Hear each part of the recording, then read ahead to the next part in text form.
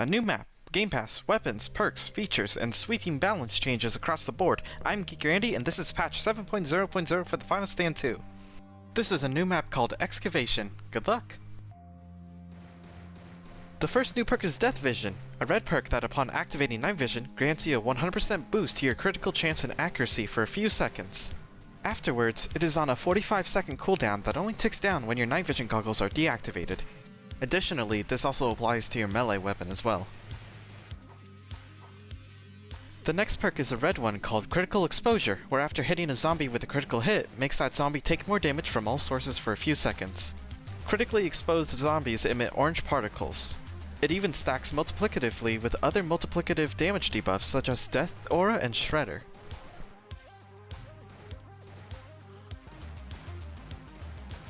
The next perk is Fallback Plan, a red perk in that whenever you get a non-pistol weapon kill, your pistol damage is boosted for 15 seconds.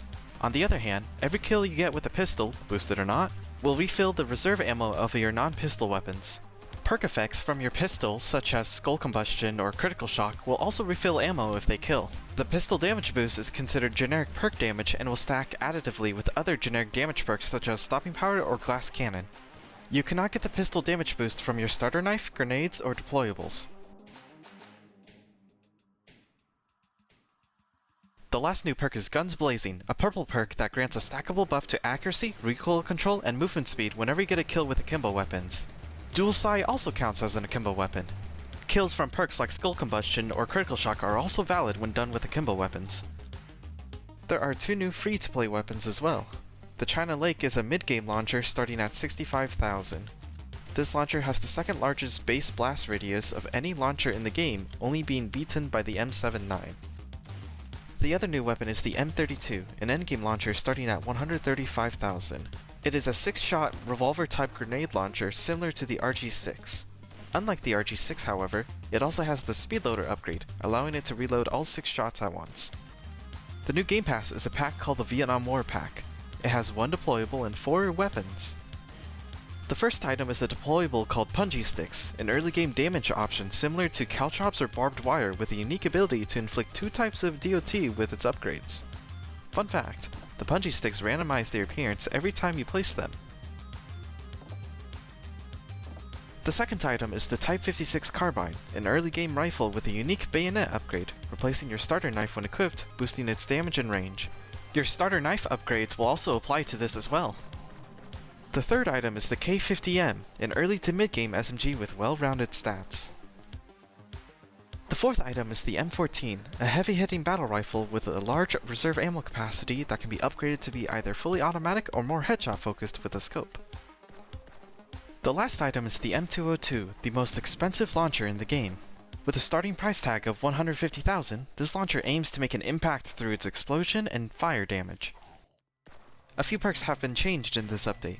The first one here may be considered by some to be a bug fix. Headshot Stash can now be affected by Double Down. Piggy Bank, Survival Contract, and Boss Bounty can now be affected by the difficulty money multiplier. For those that use Private Medical, this update does not change the perk itself, but makes the base heal money value also affected by the difficulty money multiplier as well. While Piggy Bank and Survival Contract got their stats slightly buffed, it is a net nerf for all of these perks on Impossible difficulty.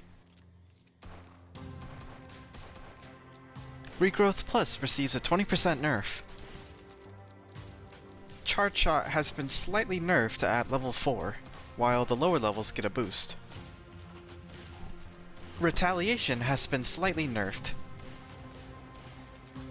Backbreaker has been slightly buffed. Combat Medic also receives a slight buff. Unlucky Shot is getting reverted back to nearly how it was in 2019.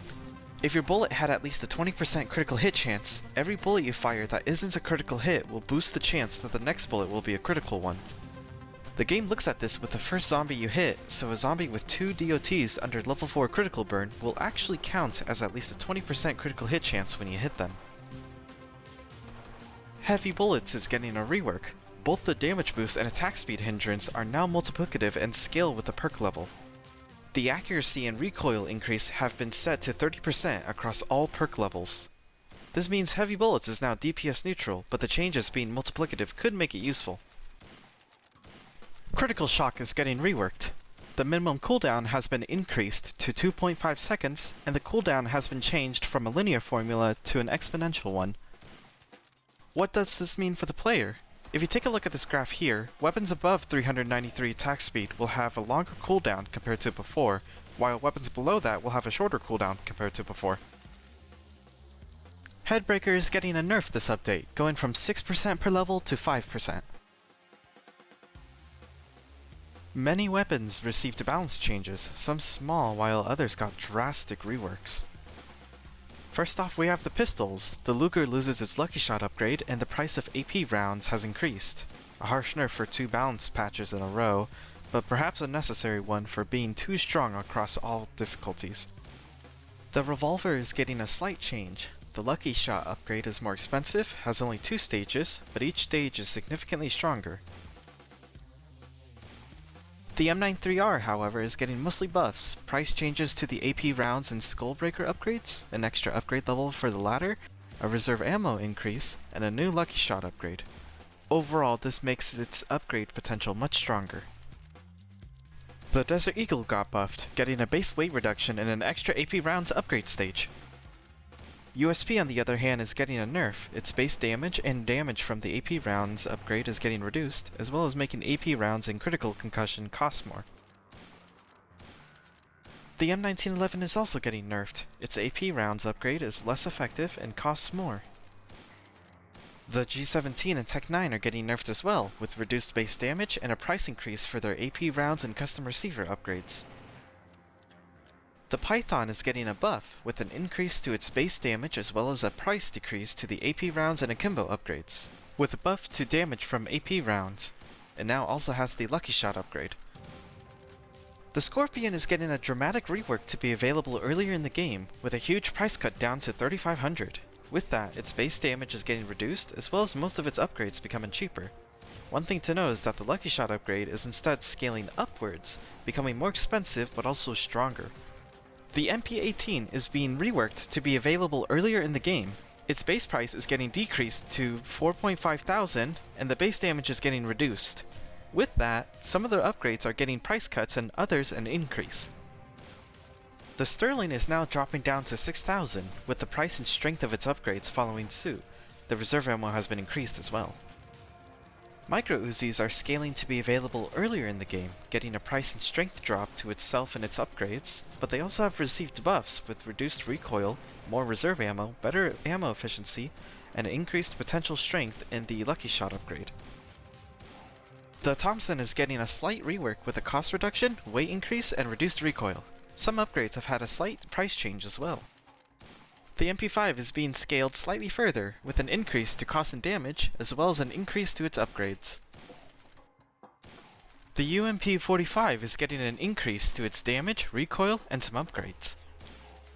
The P90 is now scaled into an endgame weapon, receiving price and stat increases across the board. It is also getting increased armor penetration, reserve ammo, and reduced recoil. The Vector is now becoming a true endgame weapon, with a dramatic increase to cost and damage for the base stats and its upgrades. The M1 Garand is getting a slight rework. It is now classified as a battle rifle, and it loses some ammo efficiency for some extra pierce.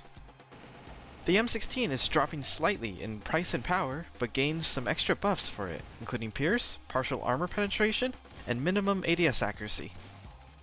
The AK-47 receives a rework, becoming more expensive while doing less damage, but receives buffs for pierce, armor penetration, and accuracy. The AUG receives a DPS change for the first time in the game's history. The price and power level has been increased, but the hit money has been reduced. Additionally, it also is getting an increase to its pierce, armor penetration, ammo, minimum accuracy, and weight. The M4 is receiving a dramatic scaling towards the endgame, with an increase to its price, power, and a bunch of other stats, and it is also getting its reflex sight back as an upgrade. The Scar is now scaled to be the endgame battle rifle, with a massive increase to its price, damage, and all of its upgrades and stats. This thing will pack an even harder punch than it already was. The RPK is also scaling further into its endgame potential, by instead reducing the damage and firing 2 bullets instead. Of course, it has the usual round of increasing both the price and power of its upgrades. The M249 is scaling into being a true endgame option, with a dramatic 44% single target DPS increase on just the base stats alone. Everything about it, of course, becomes more expensive but more stronger. The minigun has scaled into being almost as expensive as the laser minigun, with a shuffling around of its stats but overall being stronger. The M82 is getting a slight reshuffling of its price and upgrades. It's also getting new fire and reload sounds too. Overall, it is a nerf as it is slightly more expensive for the same amount of damage. The HK69 is getting buffed, becoming cheaper and stronger. The M79 is receiving a rework that makes it slightly weaker but much cheaper. The RPG is being scaled towards the end game, receiving a massive increase to price and damage, especially for the upgrades. Hunters have had their health reduced, but get a bonus on Nightmare and Impossible. Compared to before this update, their health has only changed for Hard and Below. They will also always head towards their target even if they teleport back inside the shop. They will now lose their 50% damage resistance against non-targets if their target dies. Global Impossible records have been reset. Your individual map records have not. This means you will be locked out of the 6th mod slot until you beat Impossible mode again. The perk points from beating Impossible before this update will be kept. Beating Impossible mode again will allow you to claim even more rewards. The leaderboards for every map have been reset. You can now gift game passes to other players with your Robux. That being said, to celebrate this new feature, I'm doing a giveaway for 2 winners to get a free game pass from me. Check the Google form in the description to see how you can enter. Alright, well, while there's a few more things in the update, like bug fixes and miscellaneous changes, such as now when you shoot at a wall or floor, there's a bullet hole where you just hit. That'll be the end of the video here. Thank you everyone for watching. Thank you to BKetchup for allowing me to beta test the upcoming update and for approving the creation of this video. I hope I'll see you all enjoying the update. This has just been the most amount of I've ever put in a video, so yeah, y'all have a great day. Bye bye!